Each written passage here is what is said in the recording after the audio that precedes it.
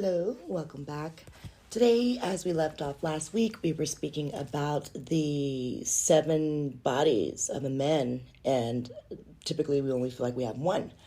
So, let's break that theory down. Today, we're going to be talking about the step-by-step manifestation of subjective being. We'll go into the first manifestation, and it'll go all the way up until we finish with, of course, the 9th manifestation. And then we'll go into the Palunetaru, explaining the trees of life and getting into the deities. This is like the most exciting portion of my reading because after we get through the basics, then we can start exploring the mind more. And like, what did all that mean? Alrighty. So the first one is the first manifestation. And again, I do read verbatim because I don't like to leave anything out. As we finish up this chapter and we go into the 6 chapters, that's when I won't be reading as much verbatim, but I will be explaining this in a different way. Okay? All right. So the very first differentiation of energy and matter, which is in the subjective realm. So remember last week we were talking about the objective having its own spirit all within itself in the energy and matter. Okay, and that's typically Newt, and most will be familiar with called the Azimuth. Okay, once you leave the energy matter, you start connecting to other small particles. We'll get into the particles later, which I did find the chart, which I'm very excited. I explained to you how these what they were before they were atoms and before they were molecules and before that. Okay, and this is what we're pretty much describing. That's why when you watch a lot of my channels, you really have to literally reprogram yourself. Basically, whatever was in your mind, you're taking it all out. Okay? Alrighty. So the very first differentiation of the energy matter, which is in the subjective realm, subsists as a homogeneous and a differentiated vibration, K. It is carried out by the netter's projection of the sound, U, into it. It creates the first manifestation in which consciousness looks back into the subjective realm and becomes aware of its original and true essential qualities. That it is eternal and infinite, for example, temporarily and spatically unlimited. Spatally. Then in the popular literature, this quality of subjective being is called the omnipresence. It is important that you understand in the word, and it is derived from the Heka mantra, which means the word of power. Okay? Omnipresence. Again, mantra, word of power. O-M. We get into the next sound, that's spelled A-U-N-G, That was formed from when subjective being projected the sound U into the midst of the undifferentiated energy matter vibrating as the homogeneous sound ink. So the sound is it is like hieroglyphy, this word too, hieroglyphically represented by the so-called Ankh cross, okay? And that's the one with looks like a woman's womb, with the cross going across, the line going across and down. We familiarize that as the Ankh. Now, this sound in the Hinduist Valley tradition is called the nada, which is kin to the Spanish term nada. Nada, which holds the same meaning, nothing. Now, I write it ing, K, which is Ng, in parentheses, K, to signal that it could be rendered either as ing or ink, because of the K. And the G, they're variant sounds of the same diction principle where K is used in the language and G takes its place in cognate terms. Okay? Ink. ink, ink. So, example, the English known, the Greek genosis, and the Sanskrit, the Gana, and the variant of the Jana or the Ajna. So we have unk, okay? And all that way there was the first manifestation, okay? And that's the calling in, because again, that's the word of the power, that's the omnipresence. So now we're going to get into the second manifestation. Now, Nectar projects the sound ooh, into the undifferentiated ink and gives rise to the second manifestation. It too looks back to the subjective realm, as we spoke about before, and becomes aware of, again, of another of its essential qualities. So here, subjective being dwelling in the objective realm becomes aware of the fact that as its energy matter is essentially unconditioned and undifferentiated.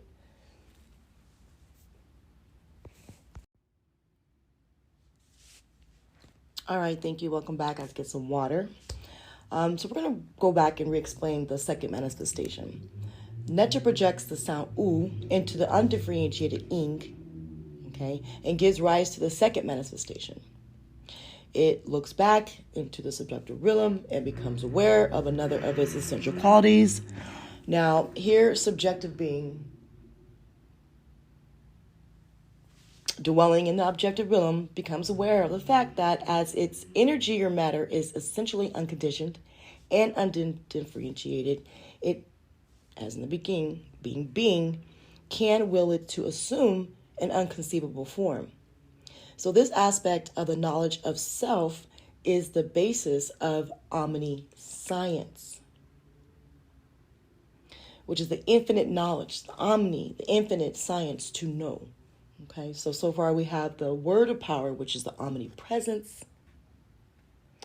Okay, and then we have what we call the self basis of omniscience, which gives itself the will to move in other conceivable forms in the energy and matter of in which it upholds itself in already its subjective realm. Okay, stay with me. So now we're going to go into the third manifestation. Now the nectar projects the sound kri into the undifferentiated ink and gives rise to the third manifestation. It too looks back into the subjective realm and becomes aware of its other essential qualities again. Okay? And it becomes aware that it is energy, matter, is essentially conditioned and again undifferentiated. Okay?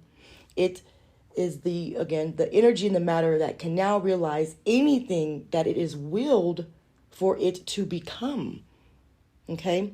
So we left the word of power. Not left, we start the word of power. We go into that will of what I am able and capable of bringing into me based off of my knowledge and my infinite science to know my capabilities. So in that third manifestation, you're becoming omnipotent, which at this portion, the being realizes that it is unlimited power of creativity is now all within itself, the Kri. Thus, the first three objectifications of subjective being is the awareness of its true nature. These three objectifications of the essential attributes of subjective being forms the first spear of a cosmogonical diagram in what we call the tree of life, or the Pa'u Netaru. Many names, I'll get into those later. But in this one, we're speaking of the tree of life. It is the Pa'u Netaru, which starts putting those spears together around you in your physical body. So again, man does not just have one body, he has 7 bodies. Okay? So this is the 1, 2, 3 manifestations of a man's mind. Typically when they'll say, keep your crown on, this has to be your crown at all times. Your crown is your will. It is your word of power. Your words are powerful, basically. It is your subjective being to understand in your undifferentiated, okay, and unconditioned form, that you still have a will to assume any conceivable form. That's when it comes into your omniscience of your being science now. You know you're present, now you're science, now go be potent. Because now you have a potency about yourself, omnipotent, which then gives you that ability to start working on your will within your power. Okay? So again, that's the crown that you want to always keep on your head. So within that subjective being, it acts through the second and third manifestations, the infinite will, and the unlimited creative power to give rise to the next set of three manifestations. Okay?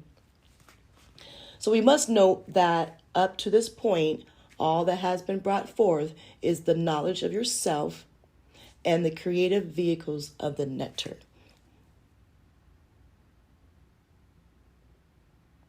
Again, the nectars are the faculties. They are the deities.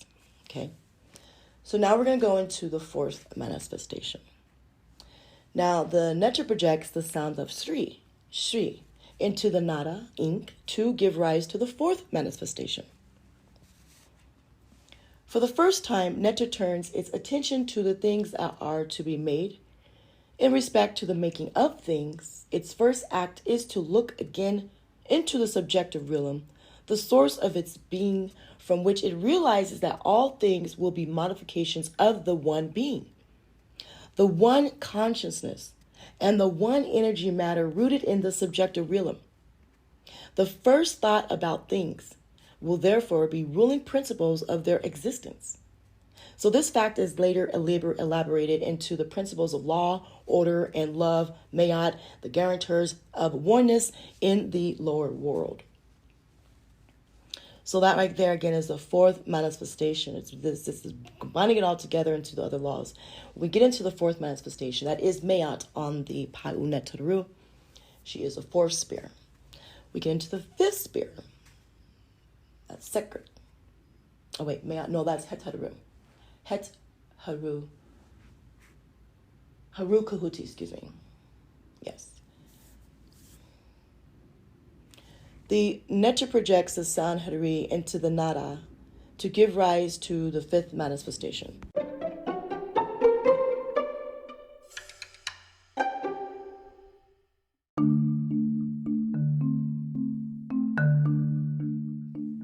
All right, the fifth manifestation.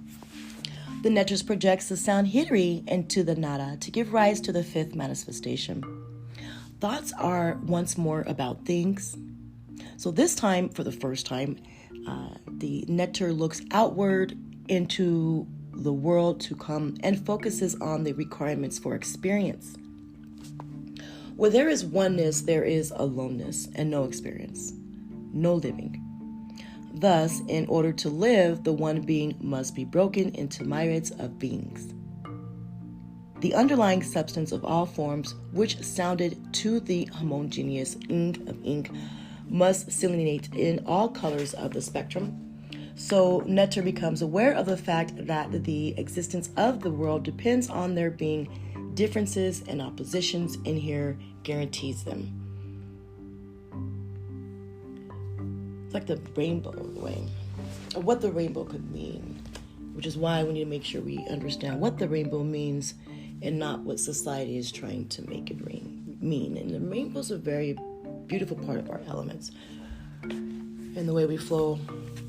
And that's a great chapter we'll get into later segments. This can be broken down as we get through the book. But let's continue on. Thank you for listening. Appreciate your listening ears. Now we're going to go into the sixth manifestation now. This is the sixth. So again, we have that crown, 0 is always above the crown itself. So we're going to start with 1 and then 2, 3. We're at Mayat. We're on Haru Kahuti, and we're on Haru, which is 4, 5, 6 of the manifestations. So right now we're on the 6th. The nectar projects the sound Hiri, or Hiri, into the nada to give rise to the 6th manifestation. And just a sidebar, I have these on audio, so I'll let you hear what they sound like when we go through a few of our chants later. Okay, so again, the nectar looks first back into the subjective realm and next outward and becomes aware that a balance must be in existence between them. The principle of oneness of the fourth manifestation, again, Mayat, she's the principle of balance, and that of the opposition of the fifth, we come in again with Haru Kuhuti. It realizes that to live safely and effectively, it must be in the world, but not of it. So, or be the subjective, but not in it. So this is the foundation of the law of the equilibrium. So what has now been brought forth are the laws that will govern the earthly manifestations of the nectar. And 3 more spheres have been added to the tree of life. Again, that's the 4th, 5th, and 6th. And so these are the very creative vehicles. They're acting through its creative vehicle that the 2nd and 3rd spheres do.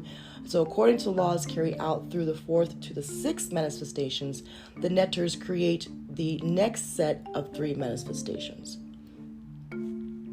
We go into the 7th, 8th, and 9th. And that would be Heteru, Sebek, and Uset, also be known as Venus, Mercury, and the Moon. So in the 7th manifestation, the nectar projects the sound Kli into the infinite oceans of undifferentiated energy matter to give rise to the 7th manifestation. So looking back at the subjective realm through the 4th and previous manifestations, it realizes that beyond the external differences between things, there must be an emphasis of oneness in the midst of the differences. There must be an emphasis of their independence of relation, for example, which is the recognition of their oneness in the midst of their differences. So this fact is later elaborated into the grouping of things by the families, and we'll go into that later. But it gives rise to the metaphor and harmony. Kli. Now, the 8th manifestation, the nectars would project the sound I, like AI, the I, into the infinite no-thingness to give rise to the 8th manifestation. So like the 5th, it looks forward into the world, emphasizing the differences between things by focusing on their external differences. Okay, so then again, the groupings of the preceding spheres are broken into pieces. And here are created these species of things. That's when we get into the species of things now. So again, by looking at like an Easter, it's been born. This is where I have a lot of questions when it comes to the Anno Domini calendar, and even the Millennium calendar wrote before, which is a lot of things, why they need to be rewritten. So they will make more sense with the history and laws of the land. But moving forward, we're going to go into that 9th manifestation now. This is very important, so pay attention. The nectar projects the sound Va into the infinite, surfaceless, bottomless waters of life. The ink, the nada, the undifferentiated energy matter to give rise to the 9th manifestation. Acting on ink, Va creates a mirror-like watering manifestation that captures, reflects all that is exposed to it. So it thus integrates all of the proceedings, manifestations, that they may each play their respective role in the generation of individual physical existence. So that explanation of the duality of the world, that's another deeper thought. So let's stay focused when we talk about the mother of all living things. So it gathers the physical elements and forces, and it coordinates the forces of their 8 manifestations to give rise to the physical things. Okay? So, although the physical plane is considered the 10th manifestation, the Kamation Tree of Life correctly limits the sphere to 9, as the 10th sphere is an effect, while the preceding 9 are parts of the causative mechanism. The Tree of Life in the Kamation tradition is considered under various headings. So one of them is the Pa'u Netaru, as I spoke of earlier. Thus does the subjective being proceed from no thingness at all to physical thingness. The 9 examinations indicate its sphere of being 0 which is spirit of living, 10. So again, when you look at in a yoga stance or a woman you may have seen, she's meditating. She looks like a lotus flowers around her. Her legs are crossed up. Her chakras are lined up in her body to the top. You're always going to notice another spear above her. And I believe there's one or two above, as there's many, many down below her. That's a deeper thought process when it comes to the alignment of our body around the universe. But right now, we're going to stick with the 0, as I mentioned, of nothingness, and go into the 10, in which it becomes more greatness. As again, we have to understand 9 is the ending because of the causative mechanism, where 10, it's living. So that's when all things, that's when all no things, 2 physical things, start being expanded into other things. That myriad, as we spoke about, the myriads of more and more elements and creations. It's a beautiful world. So the greatest error that can be made at this point is to interpret the above diagram as an arbitrary, created conceptual or theoretical explanation of the ordering system underlying physical reality. So it represents the 9 examinations that are the shaping factors of all physical structures and events. They underline, direct, and integrate all physical realities, from the subtlest to the subelectronic forces, to the complex of galaxies, to the organ systems making up the physical body of man, from the most primitive instinctive of a slime mold to the most divine manifestation in the spirit of men. They are what the Kamatians call the Netaru. Yarbros call it the Orisha, and the Westerns have translated as deities into archangels and angels, etc. So it is very important to understand that, contrary to popular opinion, cosmology does not attempt to explain how physical things on the atomic and molecular levels come into being. It only concentrates on the coming into being of metaphysics factors that will function as the vehicles through which the physical things will come into existence, as well as the means of regulating their structural and functional components, hence external behavior. So in other words, as a cosmogony deals with the generation from goneness of a system, properly understood, the term system and cosmo are synonymous as an assemblage or a combination of things or parts working in unity as a whole, cooperating to carry out the same function to achieve the same goal, and etc. So it was said that the examinations 1 to 9 are the parts of a system through which subjective being, represented by 0, the absence of things but not of being, creates and administrates physical reality. And 10, these 9 deities in the Pa'u Netaru compose the organs systems, making the spiritual bodies of all physical things. They link them with their source of being and subsistence and direct their functions accordingly. So African religion, better comprehended as a way of life, is based on the understanding of the functionings of these 9 metaphysical vessels of creation and administration. So as they are shaping and governing the functions, their activities carrying the forces of law. Every activity is carrying a force of law within your own power.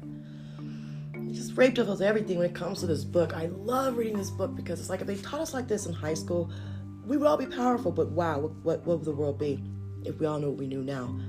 And I appreciate, again, your listeners, because as you go on and on and on, you're going to realize a lot of things you didn't realize before.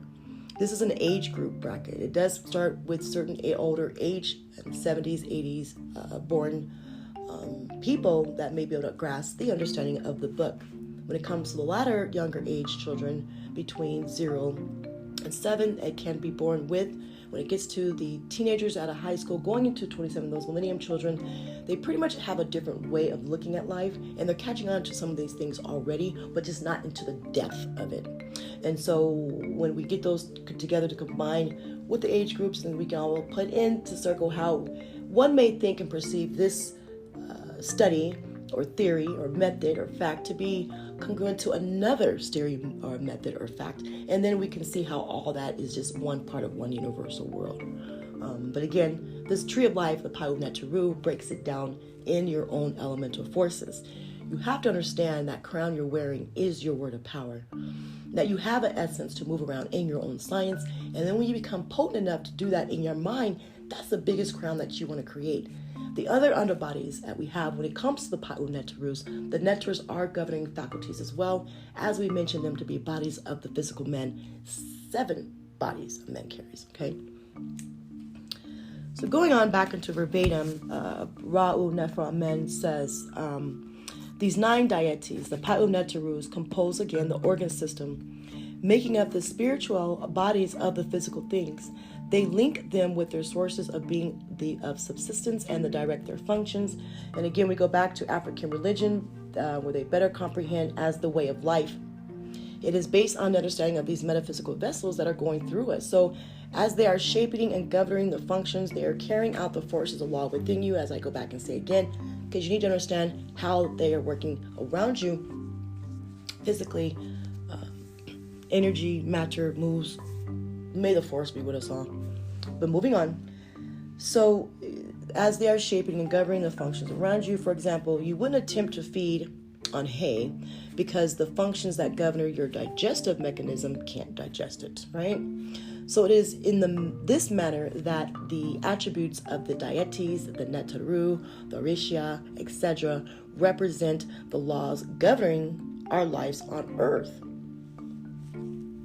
Okay, so we have these archangels and we have these angels, but a lot of people actually are not stuck, but that's kind of a good word to say, because they're not able to get to a higher sphere because they don't know how to, because they have not yet connected to the higher sphere of which governs those, what I like to say, the fallen angels.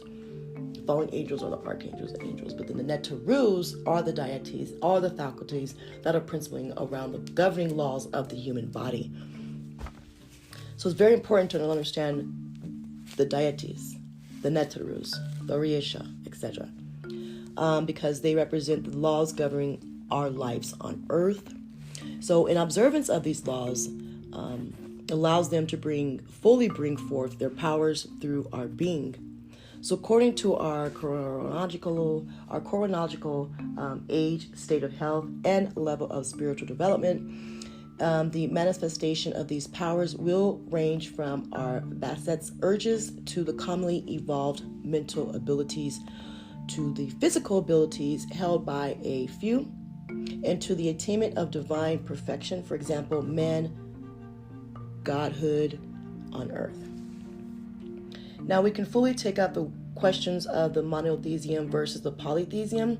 For the longest time, Westerns have held that the monotheism, the beliefs that there is only one God, is superior to polytheism, that they believe in more than one God, and that monotheism first appeared in the world with the Hebrews, and that the monotheism represents a higher evolutionary understanding of divine reality than polytheism. Now, that latter was explicited or implicitly cited as evidence for the supposed law or low law level of evolutionary attainment of blacks.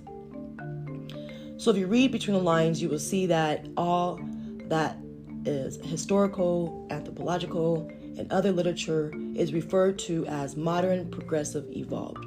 For example, correspond to Western culture expressions. Okay, so as what it is, referred to as a primitive, uninvolved, etc., correspond to non-Western cultural expressions.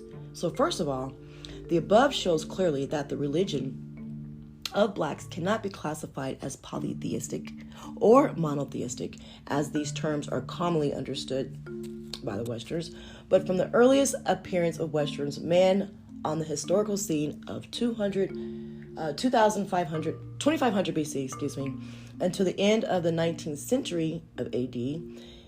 His thinking and perception of reality, for the most part, can be described as linear.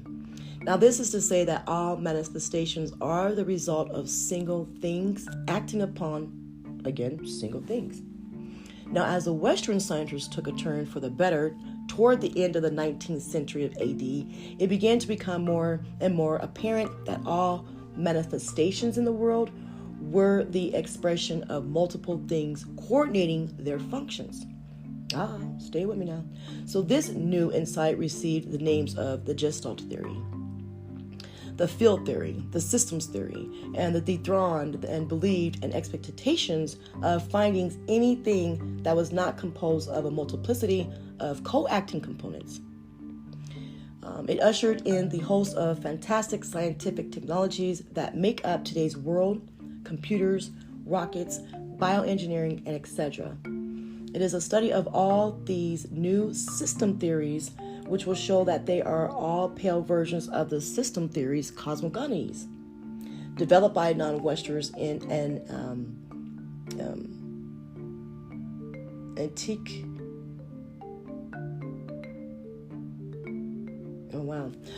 Developed by non-Westerners in antiquity and contemporary Africa. Antiquity. The question is begging. So why did why did they take so much from the Westerns? Why did it take so long for Westerns? Long they did.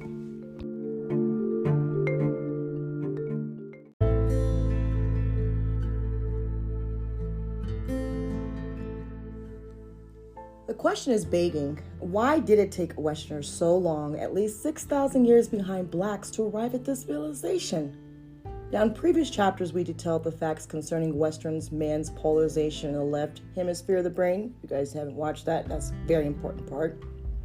But now, this part of the brain is only capable of linking sequentially following units. So, for example, is it capable or is it incapable of system thinking? That is a task that belongs to the right side of the brain with its unlimited integrative capability. Now, Western people will look, for example, at 7 integrated sets of 1-to-1 relationship and see 7 separate sets of 1-to-1 relationship. Where on the other hand, blacks and Orientals will see one set of 7 integrated subsets of 1-to-1 relationship. Polarized in the segregative part of the brain, Westerns could not integrate the host of deities. They couldn't integrate that in the black phenomenon alone. So they just couldn't see how many were integral parts of the one. Now, this stuff about co-acting, multiple factors shaping and determining each and every physical entity was way beyond them. So they described our religious practice as polytheistic.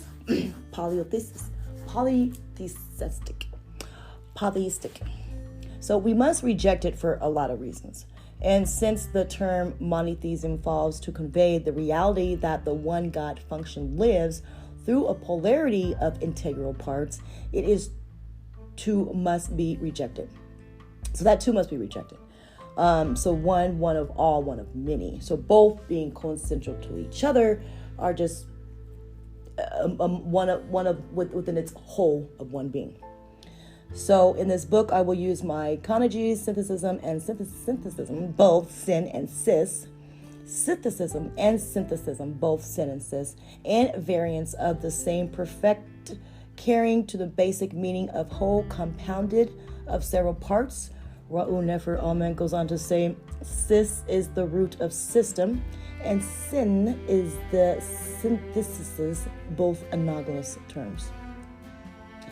It was said that the 9 emanations direct the behavior of physical things, and in this case, in humans, this depends on our living in harmony with the laws governing the function of the deities.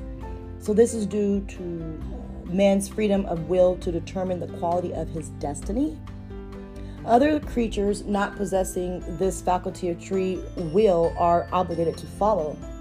Now, in future chapters, we will see how non-Westerns, in following the laws of these denominations operating within their being, achieve personal and social harmony by living a unitary or systematic life, while Westerners, in spite of the claim that they believe in one God, live polytheistically, that is, a way of life in which the various personal and social interests are not integrated.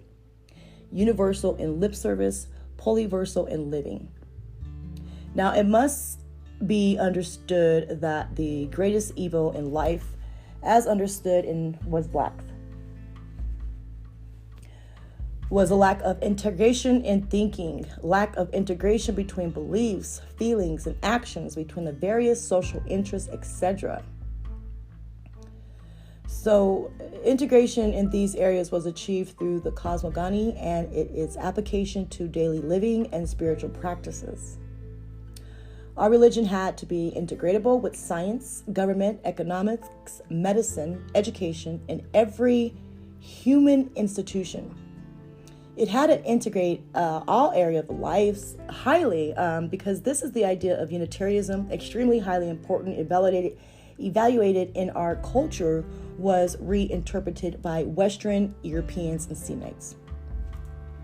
When they adopted our culture according to the Thinkish way of thinking, by Thinkish thinking is meant to the reduction of abstract realities to the sense of perceptions. Okay, so while one denotes singularity, one apple, one book, etc., unity would denote abstract tie between a polarity of things. Now, thus the belief in and living as the Unitarian God was reduced to belief in one God and the disaggregative way of thinking. So one more, we must see that this thinkish or materialistic way of thinking belongs to the left side of the brain. Relational thinking, when you're relating everything together, which is the need to understand the Black understanding of God and religion, and is the property of the right side of the brain. So once the true nature, purpose, and functions of the cosmogony is fully understood, it will be realized that it is to religion and all life science what mathematics is to science, and the periodic table of elements is to chemistry, and more.